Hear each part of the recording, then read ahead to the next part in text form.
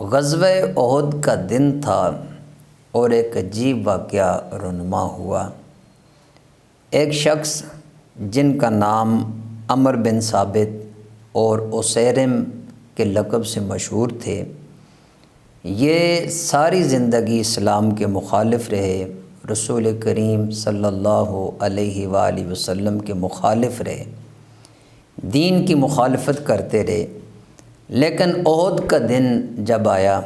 تو اچانک سے دل میں اسلام کی محبت اجاگر ہوئی، اور یہ غزوہ احد میں اس نیت کے ساتھ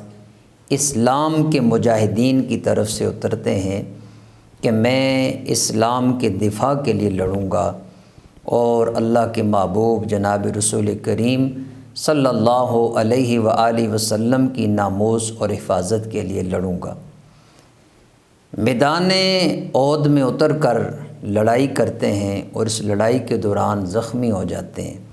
اور جب لوگوں نے دیکھا کہ یہ تو جناب عمر بن ثابت ہیں تو انہوں نے کہا عمر تمہیں کیا ہوا؟ تم تو اسلام کے مخالف تھے اور آج اسلام کی طرف سے اور اس کی حمایت میں لڑ رہے ہو، تو تمہیں کس چیز نے اس طرف جو ہے وہ لے کر آئی ہے؟ تو انہوں نے کہا کہ مجھے اسلام کی محبت اور اللہ کے رسول صلی اللہ علیہ وسلم کی چاہت اور پیار اس طرف لے کر آیا ہے، اور میں یہ گواہی دیتا ہوں کہ اللہ کے سوا کوئی معبود نہیں ہے، اور رسول اللہ صلی اللہ علیہ وآلہ وسلم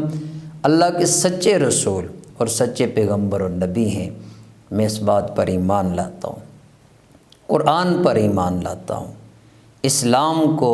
دین برحق اور مذہب برحق مانتا ہوں، اور اس بات پہ گواہی دیتا ہوں۔ تو یہ اسلام کی گواہی دے کر دائرہ اسلام میں داخل ہوئے، کلمہ پڑھا، اور ساتھ ہی ادھر گواہی ختم ہوئی، ادھر زندگی کی جو سانسیں تھیں وہ بھی ختم ہو گئی، دنیا سے رخصت ہو گئے۔ تو ان کی رخصتی کے بعد صحابہ کرام ان پر رشک کرتے اور ان کی شان یوں بیان کرتے کہ بتاؤ وہ کون سے صحابی رسول ہیں کہ جنہوں نے ایک بھی نماز نہ پڑھی، کوئی حج نہ کیا، کوئی عمرہ نہ کیا، کوئی بڑی عبادت نہ کی، زکوٰۃ ادا کرنے کا موقع نہ ملا، چونکہ زندگی نے وفا نہیں کی، تو کوئی بھی یہ بڑے اعمال میں سے عمل نہیں کر سکے، لیکن پھر بھی وہ سیدھے جنتی اور جنت میں جائیں گے۔ تو حضرت ابو ہریرہ رضی اللہ تعالیٰ عنہ یہ پوچھا کرتے، اور اس کے بعد بڑے ناز سے بیان کرتے کہ وہ رسول کریم صلی اللہ علیہ وآلہ وسلم کے صحابی جناب عمر بن ثابت جو اسیرم کے لقب سے مشہور تھے وہ ہیں کہ جنہوں نے اسلام قبول کیا اور اس کے بعد فوراً جہاد میں گئے، اور آپ اس جہاد کے اندر زخمی ہوئے اور شہید ہو گئے، اللہ نے آپ کو جنت نصیب کی ہے۔ اللہ تعالیٰ صحابہ کرام